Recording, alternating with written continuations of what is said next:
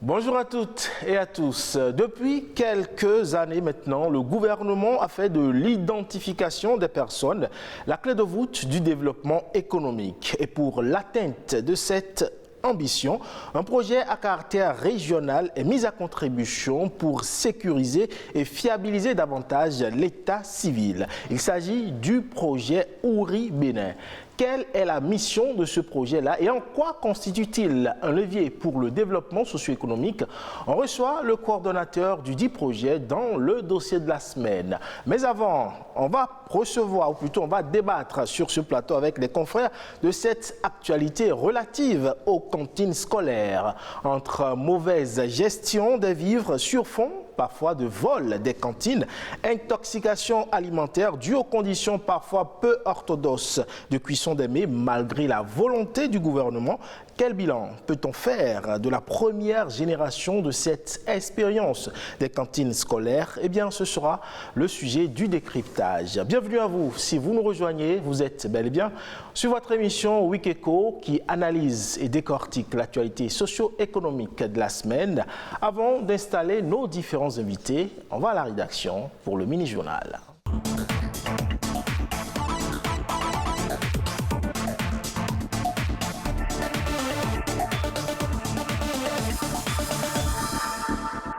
Mesdames, Messieurs, bonjour et bienvenue dans le mini-journal de Week-Echo. Lancé en 2021, la vaccination contre le Covid-19 au Bénin souffre toujours du fouet des fausses rumeurs diffusées dans l'opinion publique et sur les réseaux sociaux. Les impacts de cette pandémie sur le développement socio-économique ne sont pourtant plus à démontrer. Sa force de nuisance à la vie humaine non plus au regard du nombre important de décès enregistrés dans le monde à ce jour du fait de la maladie. Suivez ce reportage de Alessandra Diotan. Après la vaccination, les gens sont bon portants. Rodrigue fait allusion à la vaccination contre le Covid-19. Je me suis vacciné depuis le novembre passé. Les vaccins anti-Covid, c'est des vaccins pour sauver la population contre le mal qui sévit présentement. Je me suis fait vacciner déjà il y a cela un mois déjà. À la date du 16 janvier 2022, 1 625 516 Béninois ont reçu leur dose complète de vaccination. Les chiffres ont évolué à ce jour, mais des sceptiques à la vaccination, on en dénombre toujours dans le rang de la population. Se faire vacciner nous donne l'avantage d'anticiper la production de la réaction immunitaire. C'est un sujet qui est vacciné et qui a son immunité bien renforcée, eh bien, il est normalement indemne de la maladie, ou bien quand il fait la maladie, il ne fait pas de forme grave, il n'est plus dangereux pour l'autre. Et puis, la propagation du virus est ainsi freinée. Nous sommes ici au centre de santé de Boycon 2, hôpital qui héberge un centre de vaccination contre le Covid-19.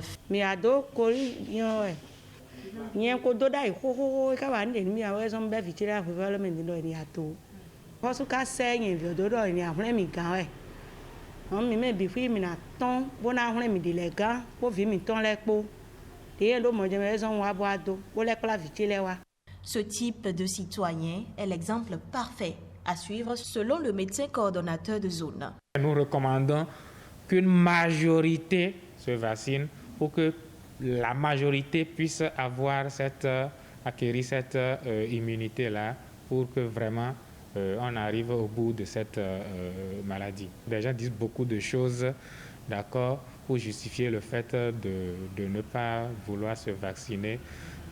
Toute chose qui est véritablement fausse, parce que comme nous l'avons dit, les vaccins que nous avons dans notre pays sont des vaccins homologués, suffisamment testés, leur efficacité prouvée, leur innocuité attestée. À l'exemple des médicaments et autres vaccins, les vaccins anti-Covid-19 peuvent générer des effets secondaires. C'est tout à fait dans l'ordre normal des choses. Pour la vaccination, le citoyen qui veut se vacciner est informé par rapport aux éventuels effets secondaires attendus. Et il y a un système de notification et de prise en charge de ces effets secondaires que nous appelons MAPI, qui est bien mis en place. L'erreur à ne pas commettre est de porter de jugement de valeur sur l'efficacité des vaccins en tenant compte du nombre de doses nécessaires à administrer. À double dose ou à dose unique, l'innocuité de chaque type de vaccin reste prouvée. Le Covid-19, l'urgence sanitaire du moment mobilise les acteurs du système sanitaire du Bénin. Ils se sont penchés courant la semaine sur les stratégies et résultats de la riposte au Covid-19 au Bénin. Les facteurs associés, le degré d'implémentation des mesures de lutte et l'impact de la maladie sur l'utilisation des services de soins. L'objectif est de trouver des solutions pertinentes pour mieux contrôler la pandémie. Charlène Kendiro et Ulvaeus Baloron. Selon l'Organisation mondiale de la santé, à la date du 21 janvier 2022, plus de 3 millions de cas confirmés de Covid-19 avec 5 570 000 décès ont été enregistrés dans le monde. Avec 17% de la population mondiale, l'Afrique a recensé 2% des cas mondiaux confirmés et environ 3% des décès liés à la pandémie. Au Bénin, l'épidémie a causé plus de 26 000 cas confirmés et 162 décès. Cette dynamique inquiétante a poussé les chercheurs béninois à travailler sur les déterminants de l'acceptation des mesures de prévention, les effets sociaux de la pandémie, les stratégies de résilience et l'hésitation vaccinale. Il en ressort que l'absence ou l'utilisation d'un dispositif inadéquat de lavage des mains expose à un risque presque 2 à 5 fois plus élevé de contracter la COVID-19. Mieux, l'utilisation permanente de la climatisation sur les lieux de travail et la connaissance insuffisante des mesures de protection exposerait à un risque significativement plus élevé de contracter la maladie. Au plan socio-économique, les travaux de recherche ont démontré que la crise sanitaire a provoqué une exacerbation des pratiques d'automédication, une accentuation de l'isolement physique et social et une frustration liée aux conditions restreintes de tenue des funérailles. De l'impact de la pandémie sur l'utilisation des services de santé et les réactions sociales induites par la riposte, il ressort par ailleurs que le contrôle par les agents de la police républicaine dans les lieux publics ou de regroupement, la vérification du nombre de personnes à bord des véhicules ont été déterminants pour le respect des mesures de prévention. Des résultats qui permettront de mieux appréhender la COVID-19 au Bénin, à en croire le professeur Luc Salako Djogbenou, directeur de l'Institut régional de santé publique. Elle est une forme de divination de certaines cultures et civilisations africaines que sont les peuples du Nigeria, du Ghana, du Togo et bien évidemment du Bénin. Le Fa est pour les adeptes un moyen, une technique, un art par excellence qui permet de communiquer avec Dieu. Le Fa est-il un oracle, un médium ou une religion? Patrick Adjabojo a posé la question à quelques acteurs ayant une connaissance approfondie du Fa. Voici son reportage. Le Fa, une science pour mieux se connaître en tant qu'être humain. Ce tas divinatoire facilite aussi le futur afin d'aider celui qui l'interroge à bien construire son avenir. C'est la science qui s'occupe de décrypter l'avenir, de décrypter le sort d'un individu, d'un milieu, d'une nation ou d'une situation quelconque. D'autres diraient que c'est un support de communication, le Fa, à plusieurs niveaux, à plusieurs dimensions. Quand on me dit que, en consultant le Fa, je suis en train de consulter Dieu, c'est faux. Le Fa, c'est un messager. Un messager ou un prophète selon certains initiés, mais pour d'autres, il est un support qui relie l'être humain au divin. Mais attention, le Fa n'est pas un médium ni une religion. Le Fa n'est pas une religion. encore moins un médium. Le Fa, c'est l'oracle. C'est un agrégat de connaissances qui prend en compte les réalités du milieu. Il s'adapte à chaque milieu et également à l'évolution qui s'opère aussi bien dans l'homme que dans son environnement. Donc le Fa est une science qui est dynamique. Une science, oui, mais le prêtre du Fa peut mal interpréter les signes de l'oracle. Le Fa ne ment jamais. Mais plutôt le maître de Fa s'exprime mal. Parce que le Fa est très dense. Et quand on en connaît un peu, on est tellement fasciné qu'on se dit, bon, c'est suffisant. Mais c'est rien du tout. Si on doit transcrire les informations liées à un signe du Fa, il faut un document de 300 pages au moins pour transcrire un seul signe. Alors qu'il y en a 256. Donc il faut m'engager dans sa tête 300 pages fois 256 et connaître ça par cœur. C'est ça la densité du Fa. Le Fa est d'une importance indéniable dans la vie de tout être humain. Prendre le Fa, c'est chercher à connaître son signe. Être initié au Fa, c'est avoir son Fa. C'est différent d'apprendre le Fa. L'initiation au Fa, c'est aller en forêt sacrée pour les hommes ou en salle pour la femme pour connaître son signe du Fa. Et s'il s'agit de Fa, il y a le fond Fa, il y a le Anagofa, il y a le Anagofa Badou. Donc le fait d'avoir le Fa sur soi, c'est une manière de se connaître plus. Les femmes, il y a des noms Tefa, nous Fa non saint. Mais quand nous parlons d'un homme, et nous Izumo Tefa, et une fois, et Izumo Tefa, il doit avoir son poli sur lui. Son poli que nous appelons son C. Le C poli qui est le signe de ce dernier. Pour les initiés, le Fa a un langage codé, mais toute personne qui l'accepte comme une science peut bel et bien approfondir ses connaissances en la matière. Et ce sera tout pour ce mini-journal. La Week Eco se poursuit avec vous, Ulvaeus Balogun.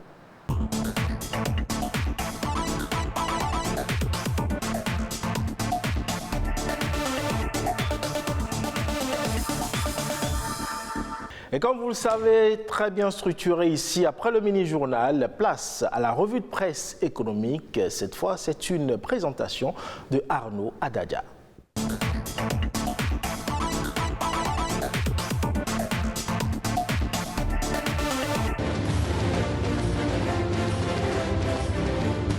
Bonjour. À l'entame de cette revue, l'agriculture, bonne nouvelle pour les producteurs d'oranges du Bénin, le jus de fruits Made in Benin sera bientôt disponible sur le marché.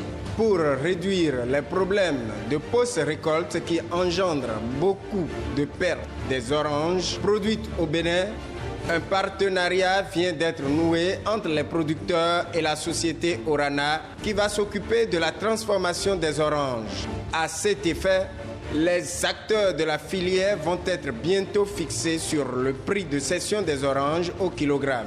L'information se trouve à la une du journal Fraternité du mardi 1er février 2022 qui titre « Prix annuel du kilogramme d'orange au Bénin ». Orana réalise bientôt l'inédit. Le gouvernement béninois accorde sa confiance à la société Orana pour relancer l'usine de transformation d'orange de Zakota.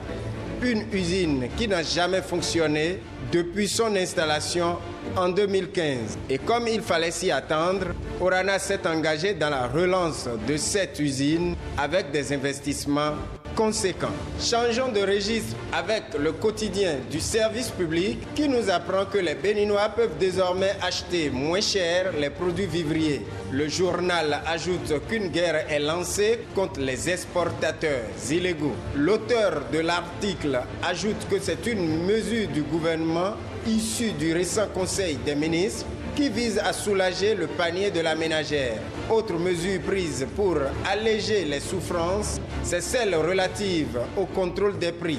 Restons avec la nation qui nous apprend que s'agissant de la campagne nationale de transhumance, qu'un arrêté interministériel pris seulement le 25 janvier précise désormais aux éleveurs et agriculteurs les conditions du déroulement du dit phénomène. Le journal titre à ce sujet « Campagne nationale 2021-2026 ». Les éleveurs fixés sur les modalités. Vie professionnelle à présent pour la réorientation de la main-d'œuvre grâce à l'avènement du e-service. La SBE opte pour la formule du départ volontaire. E-service dans l'administration publique, l'heure est à la réorientation de la main-d'œuvre, le départ volontaire demandé à certains employés à la SBEE. L'information est relayée par le journal Fraternité du mercredi. Selon le journal, il fallait s'y attendre. Pour l'auteur de l'article, je cite, « Cette société est passée en quelques années par des réformes et innovations qui à coup sûr réduisent son besoin en personnel administratif. Ce qui est évident, toutes les entreprises publiques et privées qui ont opté et continuent d'opter pour le e-service gagnent forcément en célérité. » Arnaud Adadja, à dimanche.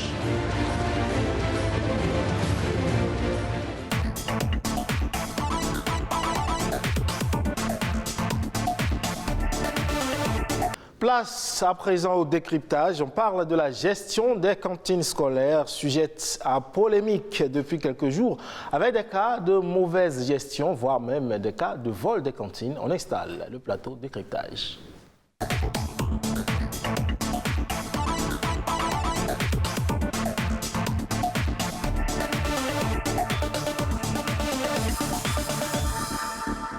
Plateau avec moi déjà sur place, Enoch Guidjimin. Enoch, bonjour. Bonjour Yves Balagoun, bonjour chers téléspectateurs et téléspectatrices de Wikeko. À côté de vous, Enoch, je rappelle que vous êtes du journal Éducation. Bien sûr. Justement, vous avez mené une enquête sur le sujet, ce qui explique votre présence surtout sur ce plateau. À côté, Yves Patrick Loco de la Radio Nationale. Yves, bonjour. Bonjour Yves, bonjour aux téléspectateurs de BB24. Alors Yves, je le disais, vous avez certainement constaté, de toute évidence, cette gestion approximative des cantines scolaires dénoncée depuis quelques jours avec des cas d'arrestation ou même on va dire, des directeurs d'école qui se sont vus suspendus, sanctionnés.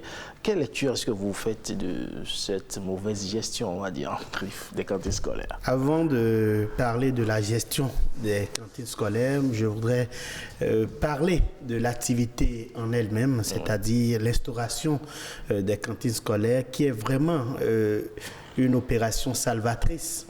Vous savez, quand des enfants n'ont pas à manger et qui viennent à l'école, nous avons fait le cours primaire, nous avons fait le collège, nous avons sûrement rencontré des camarades de classe qui n'avaient pas à manger, avec qui on pouvait partager nos repas. Ouais. Et si vous vous souvenez que le manque de repas a pu obliger certains à laisser les classes, c'est vraiment bienvenu cette instauration des cantines scolaires.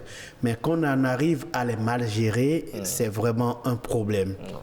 Mais ce problème-là a pu être causé par une situation. Est-ce que les gestionnaires ont vraiment été formés à gérer la chose? Ce n'est pas parce qu'on est directeur d'école, qu'on est gestionnaire de stock, qu'on est logisticien, qu'on peut vraiment quantifier les choses, qu'on peut arriver à gérer des stocks de provisions, de denrées. Donc, est-ce qu'à la base, il n'y a pas eu mal-donne? C'est toute la question qu'il faut se poser. Et si, au-delà de cette mal-donne-là, des gens sont arrivés à mal gérer, il faut condamner la chose, mais il faut repartir à la base pour savoir ce qui s'est vraiment passé. On ira dans le fond du sujet, notamment avec l'enquête menée par Enoch. Mais déjà, Enoch, comment est-ce que vous expliquez ou comment est-ce que vous comprenez que la gestion des vivres pose problème? D'abord, il faut dire que le sous-secteur de l'enseignement maternel et primaire répond à trois choses. Il y a l'accès à l'école, la rétention à l'école et puis la qualité de l'offre éducative. Et donc, le gouvernement a décidé depuis 2017, avec la première génération, bien sûr, de pallier je dirais, le décrochage ou l'abandon de certains apprenants qui, faute de moyens, parce qu'ils doivent quitter la récréation pour se rendre à la maison, manger, le temps de revenir, ils sont obligés de rester à la maison, ce qui agit assurément sur le déroulement des séquences pédagogiques. Aujourd'hui, plusieurs directeurs ont été épinglés, ils ont été sanctionnés. Alors cette gestion, je pense que ça sera un peu compliqué pour un directeur qui est à la fois administratif, financier et comptable. Alors, on dit souvent que qui trop embrasse mal étreint. Vous voyez, le directeur, il doit faire le tour des classes qui sont sous sa tutelle, s'assurer que chaque enseignant est en position de classe, s'assurer que les séquences pédagogiques se déroulent dans les normes et maintenant veiller bien sûr à la gestion des cantines scolaires. Donc je pense que ça sera un peu compliqué pour un directeur qui veut vraiment éviter d'être sanctionné à la fin de l'année, parce que quand vous obtenez 0% de taux de réussite au CEP, vous êtes déchargé. Il y a plusieurs épées de Damoclès qui sont sur la tête des directeurs, mais malheureusement ils sont obligés de prendre au sérieux cette question de cantine scolaire. Vous voyez, il y a des directeurs qui sont réfractaires quand on les invite à avoir des cantines scolaires. J'ai fait le tour d'une école où un directeur me dit: Monsieur le journaliste, je n'ai pas envie d'avoir des cantines scolaires gouvernementales ici parce que je crains d'être sanctionné ou on va parler de moi dans les journaux et tout. Donc vous voyez tout ça fait que le directeur, sincèrement, n'est pas dans ses beaux jours. Oui. Alors justement, je le disais, vous avez réalisé une enquête avec votre journal Éducation et quelques confrères de votre journal. Est-ce que vous pouvez partager un peu avec nous les constats que vous avez faits sur le terrain? Alors, il faut dire que nous avons fait le tour de quelques écoles, effectivement. Le constat, c'est que les restauratrices sont sous-payées. Vous savez qu'aujourd'hui, au-delà de la passion, il faut aussi intéresser celui qui fait le travail. Les restauratrices sont sous-payées, d'où ils ne viennent plus, elles ne viennent plus. Et il y a des restauratrices qui sont flexibles dans la préparation des plats qu'on serve à nos petits frères, à nos enfants. Il y a aussi le fait que les parents d'élèves n'ont pas envie ne désirent pas donner de l'argent, parce que pour eux, quand on dit cantine scolaire gouvernementale, tout est gratuit, on ne donne rien. Donc ils se sentent imposer les frais de 50 francs pour certains et 100 francs pour d'autres. D'où il y a aussi le fait que ces restauratrices qui sont recrutées en griffe dans les écoles sont assurées par les parents d'élèves, un parent d'élève qui doit accompagner, je dirais, le paiement d'une restauratrice est revenu maintenant à payer 50 francs ou 100 francs. Vous comprenez qu'il doit émettre des doutes sur le fait que cette cantine scolaire n'est pas gratuite, parce que quand on parle de gratuité pour eux, c'est qu'on ne donne rien, on est libre. Voilà, c'est pas pour eux seulement, pour tout le monde. Gratuit, c'est gratuit, quoi. Alors, Yves-Patrick Logo, votre réaction par rapport au constat fait à travers l'enquête fait par Éducation et notre confrère. Oui, c'est un confrère. Pour ce que je sais de Éducation et d'autres journaux spécialisés, c'est qu'ils font l'effort d'aller sur le terrain. Et c'est du terrain qu'il y a tous ces constats-là. C'est vrai, à la Radio Nationale aussi, nous sommes intéressés à la question. C'est que c'est une communication à la base qui n'était pas bonne. Quand on dit cantine scolaire, on pense tout le temps, on pense tout de suite à la gratuité, alors qu'il faut intéresser les restauratrices, il faut même les bols dans lesquels le repas est servi, il faut l'acheter. Donc le fagot, il faut l'acheter si c'est pas du gaz. Je n'ai pas encore vu d'école où on utilise le gaz. En tout cas, j'ai fait des tours, même à la périphérie de Cotonou, j'ai pas vu. Donc, il faut des coûts que l'État n'a pas forcément supportés. Donc, il faut expliquer ça à la base aux parents pour leur dire que ce n'est pas du gratuit à 100%. Il faut un accompagnement, il faut, comme on le dit, mettre également de la main à la poche pour pouvoir. Mais il se fait malheureusement que certains parents n'ont pas. Même 25 francs, si tu demandes à un parent dans certaines localités du Bénin, tu ne peux pas. Donc, l'enfant est obligé de repartir à la maison avec tous les corollaires que cela peut entraîner. il arrive à la maison, le repas n'est pas encore prêt, il est obligé de laisser. On a constaté sur un reportage dans des écoles dans le Septentrion, à Kandy et autres, où la religion musulmane est accentuée. Pendant la période du ramadan, du jeûne, il y a des enfants qui ne vont pratiquement pas à l'école. Tout à fait. Donc, il faut vraiment qu'on réfléchisse. Il y a des partenaires sur ce programme, le programme alimentaire mondial, par exemple. Il faut qu'on reformate, en fait, le programme cantine scolaire, lui trouver d'autres sources de financement pour que le 100% gratuit soit peut-être d'actualité. Il faut former les enseignants, les directeurs d'école. Il ne faut pas que la même personne soit à toutes les tâches. Comme l'a dit le confrère tout à l'heure, qui trop embrasse mal les trains. Donc il faut véritablement que le programme soit repensé et pour qu'on n'assiste pas à ce à quoi on a assisté ces derniers temps, qu'on en arrive à sanctionner, à suspendre des directeurs d'école. On met leur nom dans tous les journaux parce que c'est un communiqué de suspension que les gens ont fait avec les réseaux sociaux. Le directeur qui refuse d'avoir les cantines scolaires a peut-être raison parce qu'on l'attend beaucoup plus sur les résultats que pour la gestion des cantines scolaires. Oui, mais celui qui ne sait pas, celui qui ne sait rien, n'agit pas mal. Donc il faut aussi condamner ces directeurs-là qui n'en veulent pas. Il faut leur ce qui est intéressant, c'est quand même que dans les écoles, j'ai cru comprendre qu'il y avait des comités de gestion des cantines. Des comités sont mis en place quand même pour veiller. Il y a des comités de gestion des cantines, un comité composé d'un président, d'un magasinier, des restauratrices, sinon chef cantinier, un représentant des parents d'élèves et un représentant des élèves.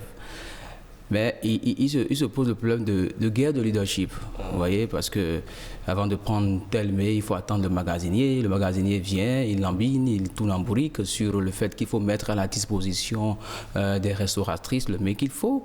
Et donc l'enseignant qui est aussi dans l'équipe, lui, il est obligé de quitter la classe pour intervenir, régler cette bisbille, essayer de trouver le juste milieu. Et là, vous comprenez, quand on laisse l'enfant et qu'on va gérer les questions de cantine scolaire, cela a assurément, probablement, un inconvénient sur la qualité de l'offre éducative. Et tout ça là fait que l'enseignant, vraiment, les enseignants demandent aujourd'hui qu'on délègue une équipe spécialement pour ça, parce qu'on ne peut pas être en train de donner les cours en classe et venir parler des cantines scolaires.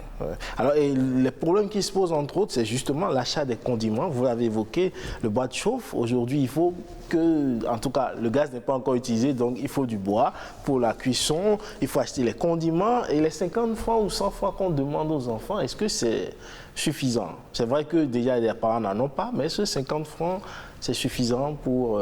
parce que c'est chaque jour que les enfants mangent.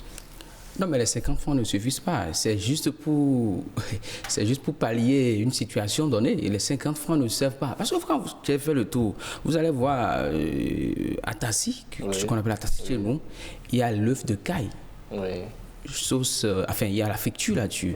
Vous pensez que 50 francs seulement peut résoudre ce problème? Non, c'est parce que certainement que c'est pour contribuer aussi à gérer au mieux les cantines scolaires qu'on demande 50 francs ou 100 francs aux parents. Et comme l'a dit mon confrère, il y a des parents aujourd'hui qui n'arrivent pas à payer, qui n'arrivent pas à donner les 100 francs là, tout simplement parce qu'on dit que c'est gratuit, donc c'est gratuit.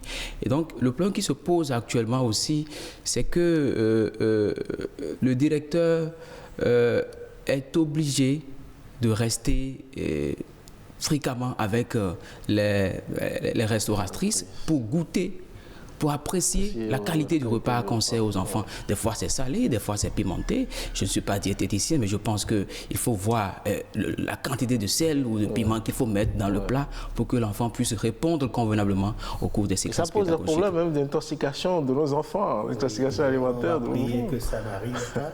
C'est arrivé dans un internat récemment. Oui, tout à fait, à Parakou. Mais ce que moi je voudrais proposer, c'est une proposition, qu'on en arrive à une centrale de préparation.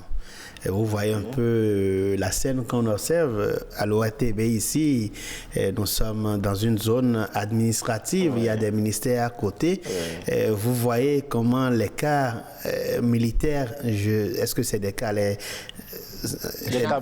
camions militaires, vous voyez le spectacle que ça offre quand ils viennent servir ceux qui montent la garde dans les services publics. Donc le repas est préparé à un endroit, je suppose, au camp Guézo, mais est distribué à tous les agents des forces de sécurité. Mais est-ce que vous proposez là nécessite encore beaucoup plus de logistique en termes de moyens? Oui, il faut mettre, si on veut réellement que les cantines scolaires fonctionnent, et ça peut même réduire les coûts, au lieu que ce soit dans chaque école qu'on prépare chaque fois les mets. Si on met peut-être à la direction départementale, qui est peut-être très éloignée, sinon au siège d'une circonscription scolaire, et voilà à une région pédagogique où on prépare et on sait le nombre d'écoles qu'il faut servir. Ça va même permettre à ce que la rationalisation soit très bonne. On sait combien d'élèves, combien d'écoliers mangent par jour. On sait combien d'écoles sont dans le programme. Ça peut aider à mieux gérer, à réduire également les coûts. Ça peut également enlever le stress sur la tête des directeurs d'école. Alors, je me demande, est-ce que les collectivités territoriales sont quand même impliquées dans la gestion de ces cantines. Qu'on le veuille ou non, les écoles sont sur des territoires donnés et forcément les municipalités doivent également contribuer. Est-ce qu'ils sont impliqués en tant que tels? C'est vrai, ils ont un rôle à jouer dans ce processus-là. Mais je pense que leur présence n'est pas souvent visible sur le terrain parce que l'école reste par excellence le lieu de brassage et de connaissances. Eux, ils ont d'autres chats à fouetter que de venir régler les questions Pensez par exemple à la création d'une ligne budgétaire. Dans chaque commune, une ligne budgétaire consacrée aux cantines scolaires, ce serait quand même une idée pour accompagner, éviter par exemple aux parents d'être surchargés par ceux qui payent déjà. Les 50 francs là, les parents pourraient être déchargés. Oui, c'est une possibilité. On est ici pour en parler, c'est une possibilité et ça permet aux parents d'élèves aussi de souffler. Mais je trouve que c'est quand même bizarre quand on dit gratuité de l'école. Gratuité de l'école, votre enfant vient à l'école. Gratuité de l'école, bien sûr. Et quand on demande 50 francs, 100 francs, à moins que ce parent n'a pas. Mais si vraiment il y a des parents qui l'ont, c'est bien évident de remettre, de voir son enfant manger. Parce que, vous voyez, cette cantine scolaire a donné diverses fortunes. Il y a le fait que la rétention est d'actualité dans nos écoles. Il y a des enfants qui allaient au Nigeria, mais que les parents ont ramené parce qu'ils ont dit qu'il y a le manger de ce côté-là. Donc, l'enfant est joyeux d'aller à l'école, d'avoir un repas chaud, servi, enfin, que ce soit la qualité ou pas, mais le repas est là parce qu'il n'a pas l'habitude. Pas que ce soit la qualité. Non, mais enfin, c'est une manière de parler, c'est qu'il n'a pas l'habitude de trouver ça. Il ne trouve pas le repas là, mais là, le repas est là au moins, mais il peut vraiment mettre quelque chose là-dedans et continuer avec les cours. Donc je pense que vraiment, les cantines scolaires ont beaucoup contribué à la rétention, au maintien des apprenants dans le système éducatif. Yves-Patrick Loco, que dites-vous sur la création d'une ligne budgétaire dans les communes? Ça va beaucoup soulager. Elle sera la bienvenue, la création de cette ligne budgétaire. Le Code général des impôts voté le 23 décembre 2021 donne la possibilité aux communes de prélever des taxes sur les cérémonies, sur certaines activités. Donc, on peut orienter ces taxes qui seront fixées par les conseils communaux après délibération en session communale. On peut orienter ces taxes prélevées-là vers la création d'une ligne budgétaire pour supporter les cantines scolaires. Ce n'est pas interdit. Donc, il faut que les mairies exploitent et explorent aussi ces chemins-là pour pouvoir permettre à nos enfants d'aller convenablement à l'école, d'y rester et de sortir pour pouvoir développer cette nation. Alors parlons à présent des cas de ces restauratrices-là. Vous avez évoqué tantôt que la plupart ne font pas du bénévolat. Elles attendent forcément en retour recevoir quelque chose. Mais est-ce qu'elles sont formées à la préparation des mets aux enfants?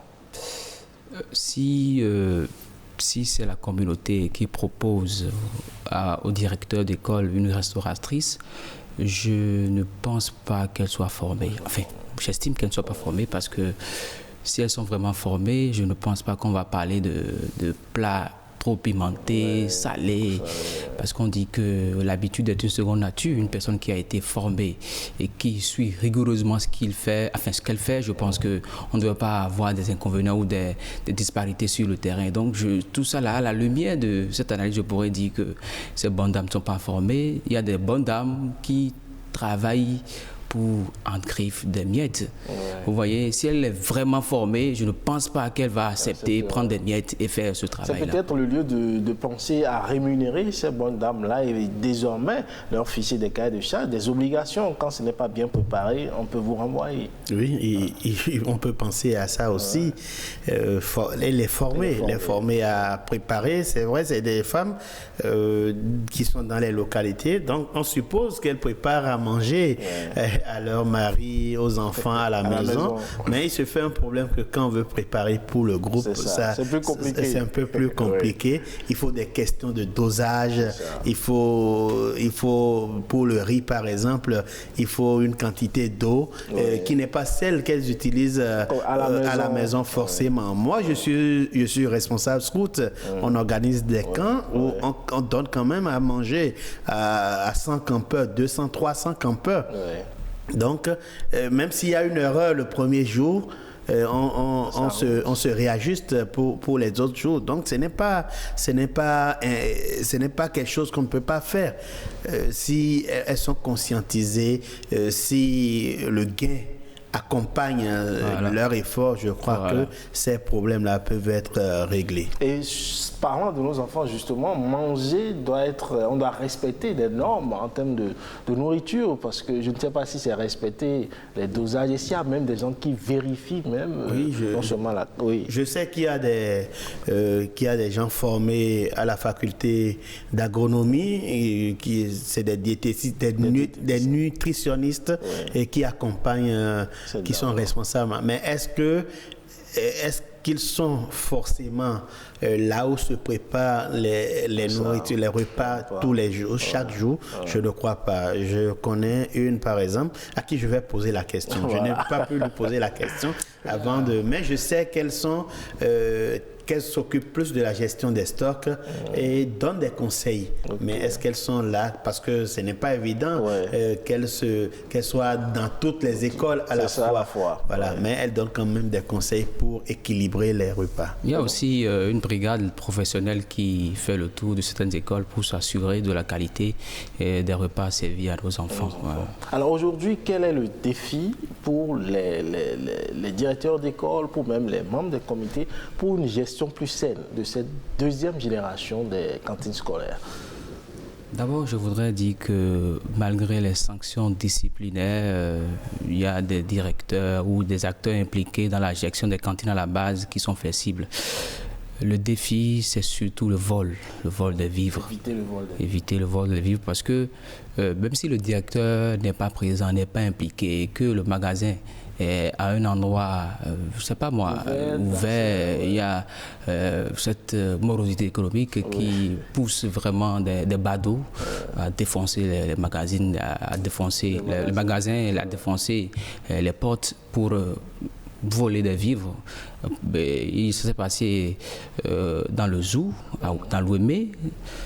Donc il y a plusieurs départements qui ont fait les frais de ce vol-là. Donc le réel défi, c'est d'abord s'assurer vraiment que les vivres qui sont stockés dans les magasins ne soient pas volés, veiller à ce que les restauratrices soient rémunérées correctement pour que ces bonnes dames-là vaquent correctement à leur travail, déléguer une équipe qui va s'assurer du travail au lieu de confier, au lieu de faire en sorte qu'un enseignant ou un directeur soit impliqué parce que, comme je l'ai dit, dédié spécialement pour ça, parce que l'enseignant ne peut pas être en train de donner les cours en classe et revenir encore gérer la question des cantines scolaires. Vous voyez dans le dossier élaboré par le groupe de presse Éduc Action, vous allez voir qu'il y a un enseignant même qui a dit que Des fois, ils prennent la première tranche. Il y a une première équipe qui vient, qui donne les 100 francs là. Et c'est quand lui il est au cours que une autre équipe vient pour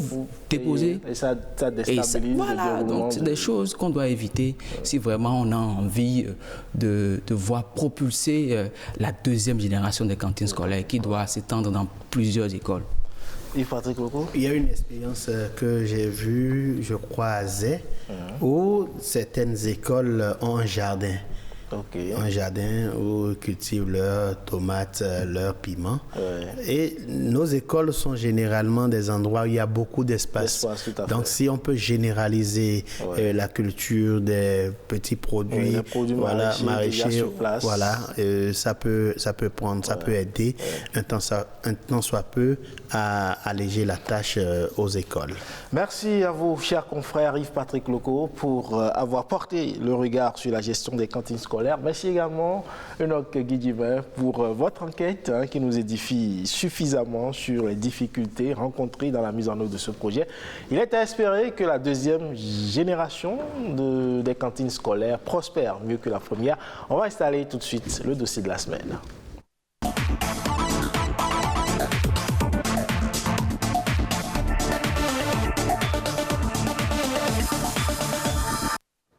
On parle à présent de ce programme qui vise l'enregistrement complémentaire de toutes les personnes vivant sur le territoire national et n'ayant pas pu prendre part au projet RAVIP. Cette fois-ci, c'est le projet d'identification unique pour l'intégration régionale et l'inclusion en Afrique de l'Ouest. Le projet OURI, on suit cet élément le temps d'installer notre invité. L'identifiant unique, appelé dans notre contexte le numéro personnel d'identification, fait partie intégrante de notre vie depuis l'adoption de la loi numéro 2017-08 du 19 juin 2017 qui a permis de faire le recensement administratif à vocation d'identification des personnes au Bénin. Mais malheureusement, cet identifiant reste encore méconnu. L'objectif de OURI est d'augmenter dans les pays participants le nombre de personnes qui disposent d'une preuve d'identification unique reconnue par le gouvernement et qui leur permet d'accéder aux différents services. À ce jour, grâce à des inscriptions en ligne, nous avons plus de 250 000 de nos concitoyens qui ont pu déjà avoir ce NPI qui se présente comme ceci, sur cette forme de carte. Pour garantir l'inclusion universelle et continue, à travers une identification plus intégrée et unifiée, le Bénin a sollicité le soutien de la Banque mondiale pour être dans la deuxième phase des pays participants au programme sous-régional OURI sur la mise en œuvre des systèmes d'identification de base en Afrique. Le projet OURI Bénin vise d'une part l'enregistrement complémentaire de toutes les personnes vivant sur le territoire national et n'ayant pris part au RAVIP. D'autre part, et la conception, le développement et la mise en œuvre du système FID. Ce système permettra, entre autres, de délivrer gratuitement le certificat du NPI à l'ensemble des personnes inscrites au RNPP. Il s'agit donc de démocratiser et de populariser l'utilisation de l'identifiant unique à travers un justificatif d'identité pour tous. À travers cet atelier de réflexion, les acteurs de OURI Bénin souhaitent mettre la lumière sur la contribution du numéro personnel d'identification dans la mise en œuvre de la politique sociale du gouvernement, notamment déclinée dans le PAG2. Vous l'avez compris, on parle donc du projet OURI, entendez projet d'identification unique pour l'intégration régionale et l'inclusion en Afrique de l'Ouest. Et qui mieux pour en parler sur ce plateau que le coordonnateur Jean Aholou. Bonjour. Bonjour. Merci d'être avec nous. C'est un plaisir, papa. Et pour m'accompagner dans les échanges ce matin, je retrouve Patrick Adiagodjou. Ulvaeus Balogun, bonjour. Chers fidèles téléspectateurs de Wikeko, bonjour à tous.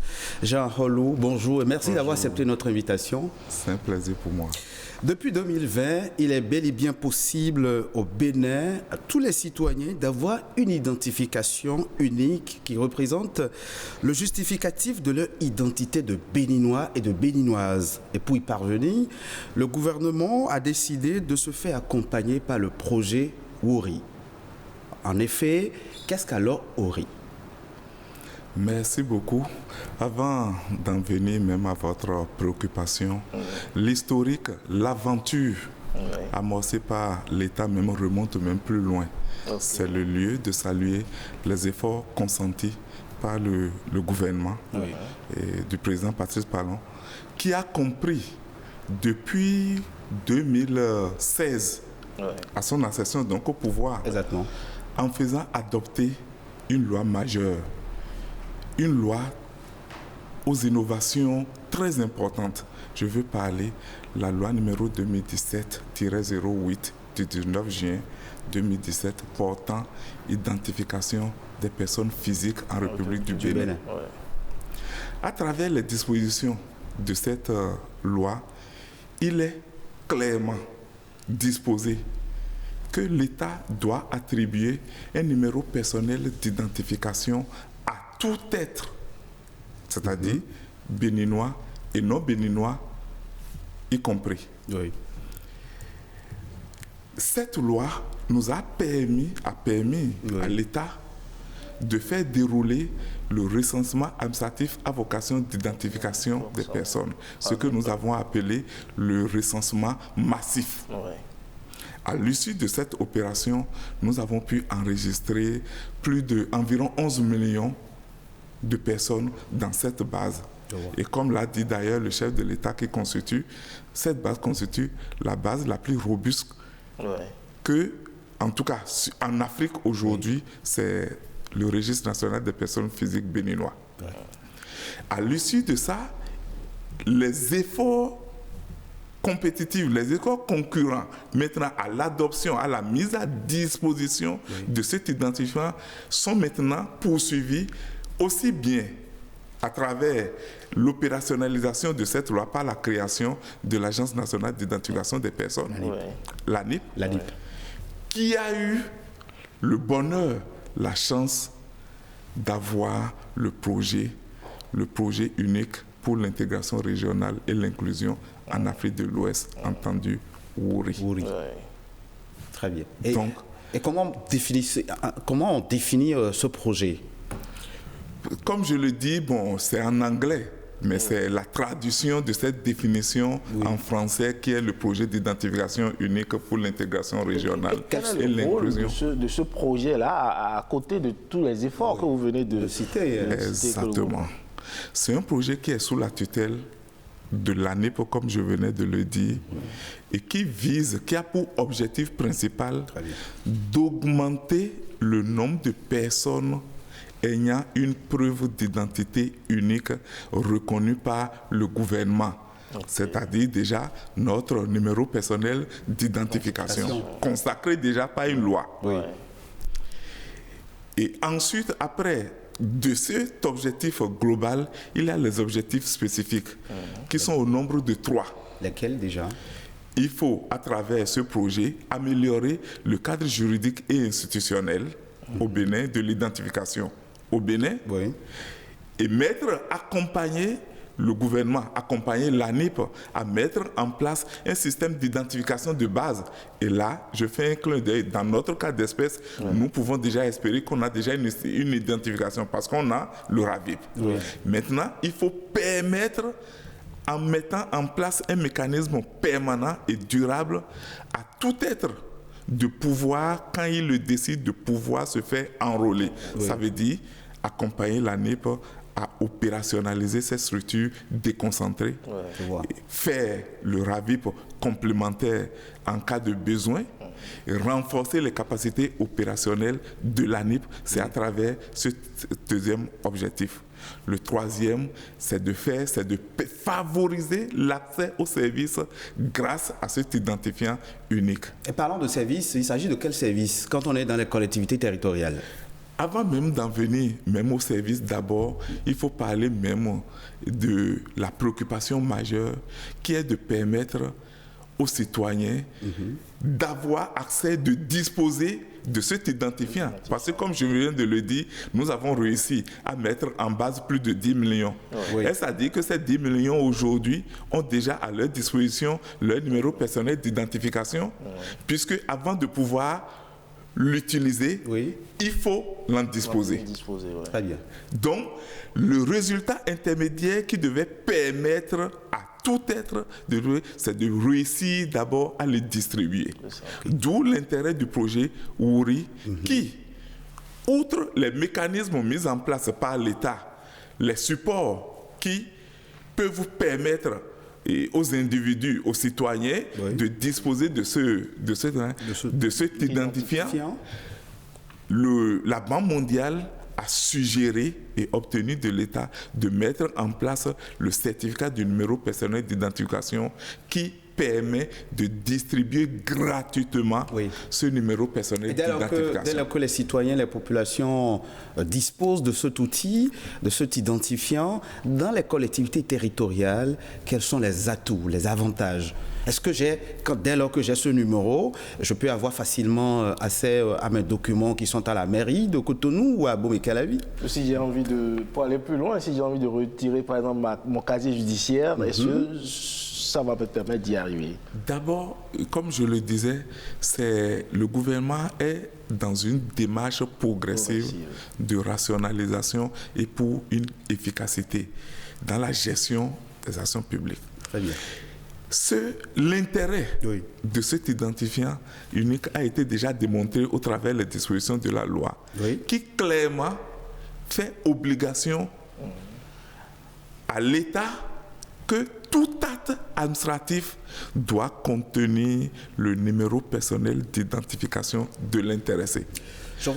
Ceci suppose que, d'abord, si on doit vous émettre aujourd'hui, dans le cas actuel, votre acte de naissance, vous devez y voir figurer votre numéro personnel d'identification. Pour aller, nous n'en sommes pas encore là, mais on en viendra. Pour aller même acheter un produit en pharmacie, il est nécessaire... Ah bon? Oui. Je vous donne un exemple de la pertinence de cette idée.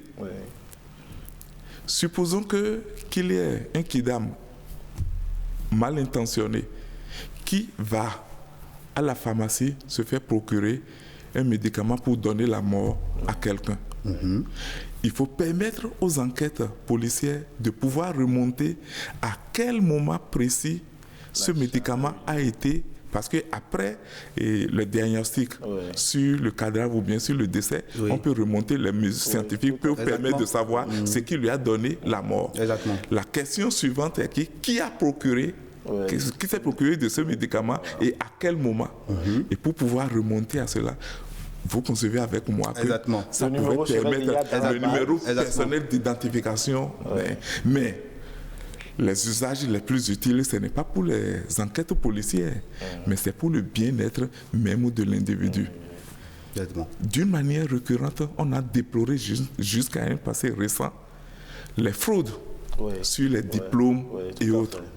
Vous concevez avec moi aujourd'hui que si ce numéro, vous avez connaissance de votre identifiant unique à travers le certificat du numéro personnel d'identification et que ce numéro figure désormais sur votre diplôme, plus personne ne peut faire usage de faux avec votre diplôme.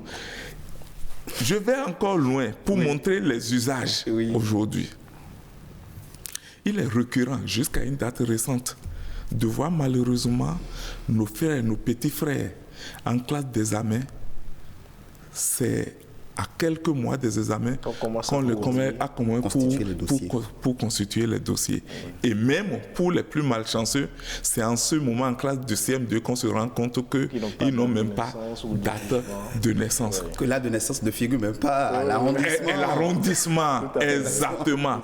Aujourd'hui, l'obligation est faite qu'à la naissance d'un enfant, que la déclaration soit faite automatiquement et à l'occasion de la déclaration de naissance, que le père et la maman puissent donner la preuve de leur numéro personnel d'identification. Une fois encore, ce qui est gratuit prend toute sa valeur. Et là, ça me permet d'aborder la question et que les gens abordent sous divers angles. Quand on parle de social avec le gouvernement de la rupture, ça prend tout son sens par son efficacité. Parce que pour faire une déclaration, on ne vous demande pas d'aller payer forcément le numéro personnel d'identification. L'État a fait l'effort pour mettre ça gratuitement à disposition. On vous aura très bien compris. On comprend aisément que le projet ORI est l'expression de la politique hautement sociale du gouvernement. Et l'identification des personnes est effectivement une réalité au Bénin. Mais l'autre question que je voudrais poser à Jean Holou, quand on est en guerre contre la maladie contagieuse et très mortelle qu'est la Covid-19, comment fait-on pour amener les populations à disposer de cet identifiant quand on sait que le contact est réduit? Merci beaucoup. C'était même un des objectifs phares de l'Agence nationale d'identification des personnes, l'ANIP, qui a sollicité à travers le projet WORI qui est sous sa tutelle, l'accompagnement du projet pour la mise en ligne des services dont un porte sur la délivrance des certificats du numéro personnel d'identification. Ce que je présente aujourd'hui est le résultat de cette initiative de l'ANIP que nous avons accompagnée.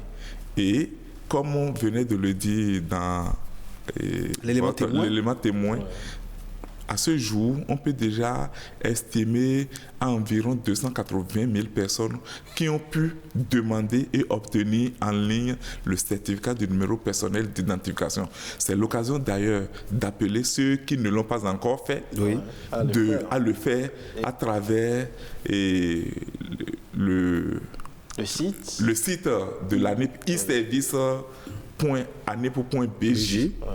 Pour le demander, c'est gratuit et c'est sans frais. On fait la demande, excusez Patrick, on fait la demande et on reçoit ça dans sa boîte électronique. On peut imprimer tranquillement. Vous imprimez.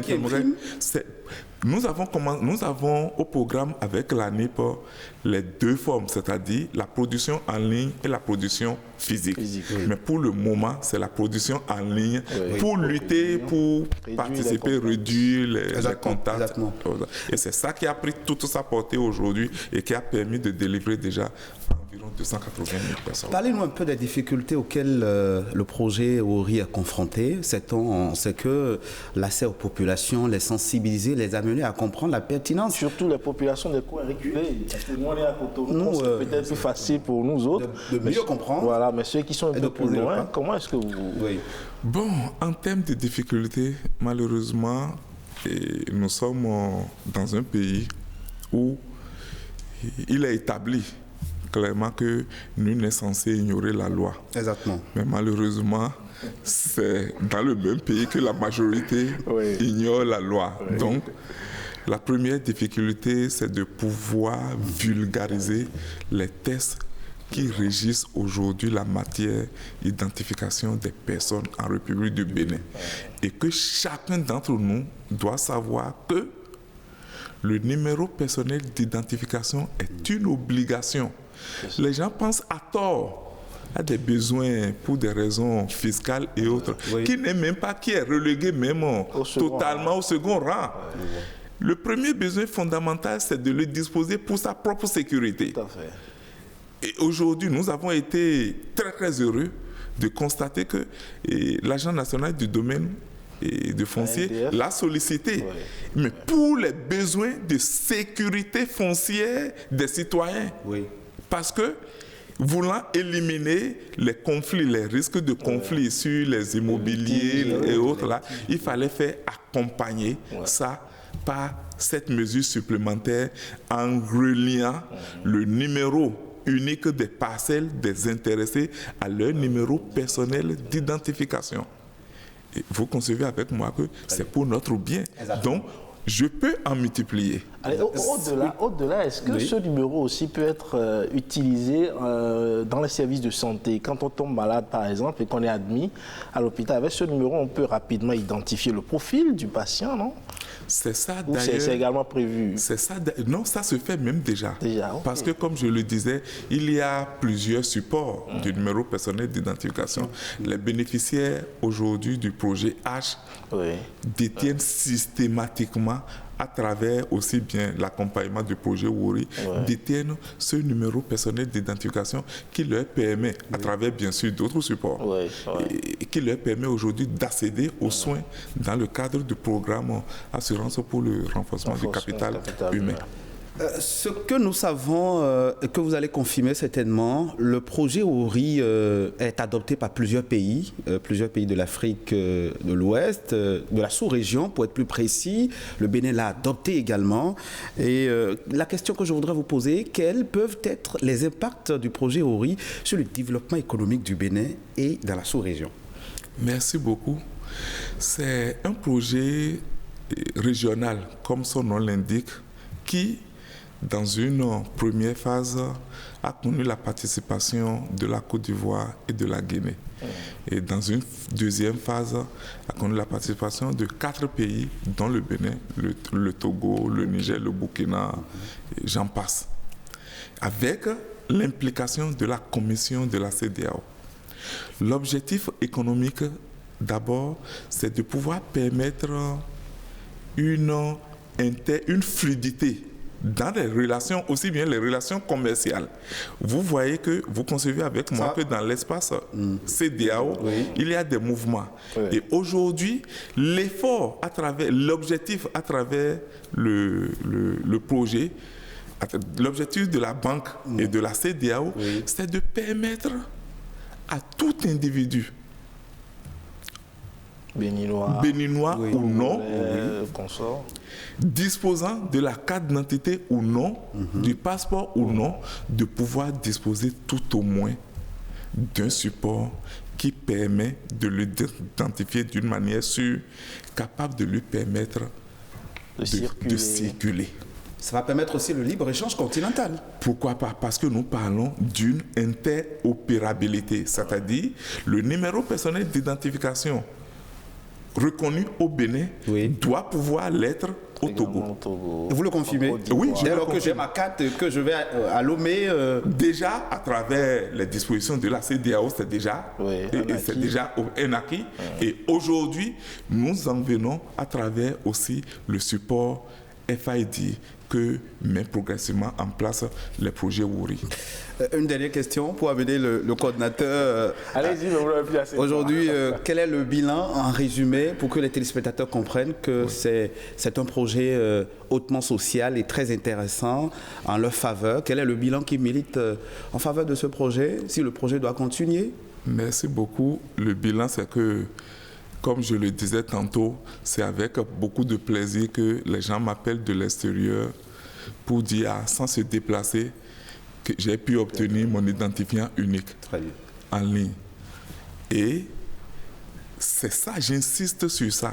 Élèves, étudiants, quelle que soit votre catégorie socio-professionnelle, allez sur ce site e-service-anip.bj pour demander, par simple demande, en confirmant votre mail, demandez à obtenir cet identifiant unique qui prendra de plus en plus de l'ampleur. Nous, le bilan, comme l'a montré votre élément témoin déjà, si nous en sommes déjà à quelques jours seulement de la mise en ligne à 280 000, c'est-à-dire que nous comptons aller à des millions et qui forcément sera atteint dans les jours à venir. Outre que ça, nous sommes en train, nous avons apporté l'appui à l'ANIP pour former le personnel du ministère de la Santé pour l'enregistrement automatique des naissances. C'est pour l'opérationnalisation de la loi, de la dernière loi sur la simplification des faits de l'état civil au Bénin. Donc, entre autres, comme élément saillant, c'est ce que je peux dire comme... Et peut-être que très bientôt, cette carte aussi sera indispensable pour aller aux examens. On n'aura plus besoin de présenter la carte d'identité, juste avec le numéro d'identification personnelle. C'est faisable, c'est possible. c'est faux, puisque nous sommes dans le monde de la technologie, c'est possible. Mais je laisse le soin aux autorités d'en décider. Ce qui est sûr, nous sommes dans cette dynamique parce que si ce numéro devient indispensable, incontournable, on n'aura d'autre choix que de l'adopter partout où on passe. Je laisse le soin aux autorités d'en décider après. On m'a dit merci à Jean Aholou, merci de nous avoir si bien éclairés et si bien édifiés sur le sujet. Merci Patrick pour avoir conduit également cet entretien. On rappelle que Jean Aholou est le coordonnateur du projet d'identification unique pour l'intégration régionale et l'inclusion en Afrique de l'Ouest, OURI. Merci pour votre aimable attention. Ce sera tout pour Week-Echo de ce dimanche, à retrouver sur le site de l'ORTB, le www.ortb.bj, mais également sur les pages Facebook de votre émission Week-Echo et de votre chaîne préférée Bénin Business 24. Portez-vous bien et à dimanche prochain.